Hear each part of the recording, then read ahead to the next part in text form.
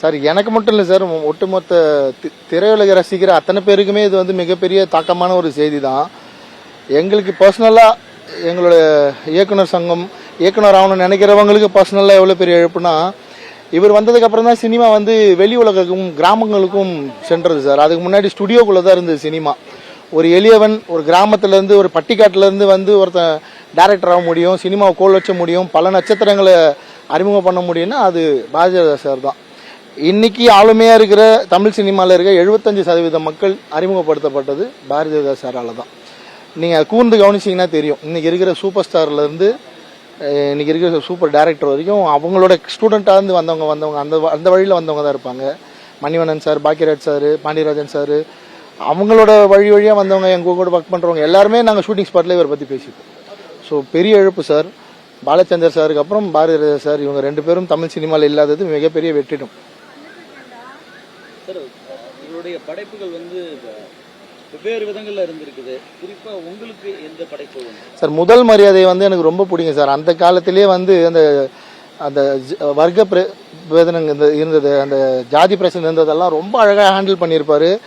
எப்படி அந்த ஸ்கிரிப்டை வந்து இன்னைக்கே வந்து நம்ம ஒரு வயசான மனிதனுக்கும் ஒரு கல்யாணம் ஆகாத ஒரு பொண்ணுக்கும் பொண்ணு வயசுல இருக்கிற ஒரு பொண்ணுக்கும் காதல் வந்து இன்னைக்குமே நம்ம யோசிக்க முடியாத ஒரு ஸ்கிரிப்ட்.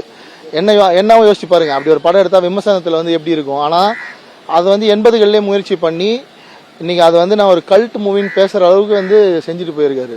ஸோ முதல் மரியாதை சான்ஸ் இல்லை சார். அப்படி ஒரு படம் இன்னைக்கு யோசிக்க கூட முடியாது.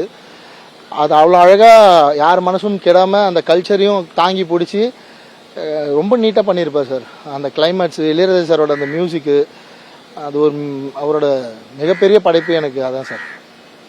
பொதுவாகவே சினிமானாலே ஒரு மேக்கப் போட்டு ஒரு பெரிய ஒரு பிம்பம் இருக்கணும் அப்படின்றத தாண்டி ஒரு கிராமப்புறத்தில் அதான் சொன்னேனே சார், அப்போ சினிமா எப்படி இருக்குன்னா, நீங்கள் டேரக்டர் பேர்லாம் பார்த்தீங்கன்னா எல்லிஸ் டங்கன் பேரே வந்து நம்ம கிட்ட போக முடியாத அளவுக்கு, இல்லைன்னா வெறும் சாமி படங்கள் எடுப்பாங்க செட்டுக்குள்ளே, இல்லை ஸ்ரீதர் சார் மாதிரி நெஞ்சில் ஒரு ஆலயம், எல்லாமே செட்டுக்குள்ளேயே இருக்கும். பாலச்சந்தர் சார் தான் வந்து கொஞ்சம் அதை பிரேக் பண்ண ட்ரை பண்ணார். அவரும் கொஞ்சம் அந்த சீரியல் ஃபீல் இருக்கும். ஆனால் பாரதிராஜா சார் வந்ததுக்கு அப்புறம் தான் எல்லாத்தையும் உடைச்சிட்டு மொத்தமாக கிராமத்துக்குள்ளே போய் அந்த மக்கள் மத்தியில் கேமரா வச்சார். நீங்கள் அது சொல்லுவாங்க, எப்படி சொல்லுவாங்கன்னா, அந்த செம்மண் வந்து தங்க கலரில் தெரியும்னுவாங்க. ஸோ அவர் தான் அதை ஸ்டார்ட் பண்ணி வச்சார். அவர் ஸ்டார்ட் பண்ணது தான் இன்னைக்கு நான் பகாசுரன் மாதிரி, திரௌபதி மாதிரி படம் கிராமம் முழுக்க எடுக்கிறது, மாரி செல்வராஜ் வந்து முழுக்க கிராமங்கள் சார்ந்த படம் எடுக்கிறது, அதெல்லாமே அவர் போட்ட விதை. அவர் அதை செய்யலைன்னா இன்னைக்கு நம்ம கிராமத்தை தேடி போக முடியாது. நகரம், சிட்டி, ரொம்ப ஹை கிளாஸ் அப்படியே தான் இருக்கும் சினிமா. ஸோ எளிய மக்களோட வாழ்வியல் படம் பிடிச்சி காட்டின ஒரு மிகப்பெரிய மேதை அவர். அதனால தான் அவர் வந்து இவ்வளோ கொண்டாடுறோம் நம்ம. நீங்கள் யோசிச்சு பாருங்க, அவர் எல்லா படத்துலையுமே கிழிஞ்ச சட்டை, அழுகு சட்டை, அப்படி தான் அந்த எளிய மக்களோட வாழ்க்கையை தான் படம் எடுத்திருப்பாங்க. கண்டிப்பா அது எப்படி இல்லாமல் இருக்கும். மண்வாசனை படத்தில் வர பாட்டை எப்படி பிக்சரைஸ் பண்ணியிருப்பாங்க பார்த்துட்டு தான் நம்ம கிராமத்து பாட்டை வைப்போம். கருத்தம்மா படத்தில் வர அந்த சீக்வன்ஸை வச்சு தான் ஒரு அம்மா அந்த எமோஷன்ஸ் வந்து கருத்தம்மா படத்துலேருந்து தான் எடுத்துப்போம். நிறைய ரெஃபரன்ஸ் எடுப்போம் அவர் படத்துலேருந்து. சிகப்பு ரோஜாக்களை வச்சு எத்தனை படம் வந்திருக்கு தமிழ் சினிமாவில், சைக்கோபாத் மூவியா. ஸோ அவர் அப்போவே நிறைய ஜானர்ஸ் வந்து பிரேக் பண்ணியிருக்காரு. ஓடாத ஒரு படம் இருக்குது அவர் படம், கொடி பறக்குது, எனக்கு அது ரொம்ப பிடிக்கும். ரஜினி சார் நடித்த படம். அப்போவே அந்த டான் கல்ச்சரு, மல்டிபிள் பர்சனாலிட்டி மாதிரி பண்ணியிருப்பாரு. போலீஸாக ஒரு ரஜினி சார், ரவுடியாக ஒரு ரஜினி சார். நீங்கள் அதெல்லாம் இப்போ சினிமாவில் இன்னைக்கு ட்ரெண்ட் இல்லை அதெல்லாமே. ஸோ மிகப்பெரிய ஜாம்பவன் தான் அவர். சாதாரண திங்கிங் இல்லை, அது வந்து ஒரு தனிப்பிறவின்னு தான் சொல்லணும். அவருடைய வெற்றிடம் இன்னைக்கு அவர் மறந்துட்டாரு. இந்த வெற்றிடம் எவ்வளவு பெரிய ஒரு வருத்தத்தையும் ஒரு இந்த துறைக்கு ஒரு பெரிய சார், அவர் இயக்குனராக ஏற்படுத்த வெற்றிடத்தை விட்டுட்டு இன்னைக்கு நடிகராக ஏற்படுத்திட்டு போயிருக்க ஒரு வெற்றிடம் இருக்குல்ல. அவளை இயல்பான திருச்சிற்றம்பலம் படம் பார்த்தீங்கன்னா அவளை இயல்பான ஒரு தாத்தாவாக நடிச்சிருப்பாரு. அந்த மாதிரி கேரக்டர் பண்ணி இன்னைக்கு எந்த நடிகர் இருக்காரு சொல்லுங்க அடுத்து?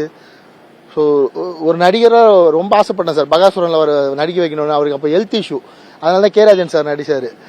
ரொம்ப ட்ரை பண்ணேன் அவரை நடிக்க வைக்க. அது வந்து கொஞ்சம் நடிக்க வைக்க முடியல, நம்மளால அவரை டேரக்ட் பண்ண முடியல. நான் கௌதம் மேனன் சார் டேரக்ட் பண்ணிட்டேன், செல்வராஜன் சார் டேரக்ட் பண்ணிட்டேன். இவரை டேரக்ட் பண்ண ஒரு ஆசை இருந்தது. அவருக்காக ஒரு ஸ்கிரிப்ட் கூட எழுதி வச்சிருக்கேன். அது என்ன பண்ணுறது, இதுக்கப்புறம் அதுக்கு உயிர் கொடுக்க வேறு யாரையாவது தேடணும்.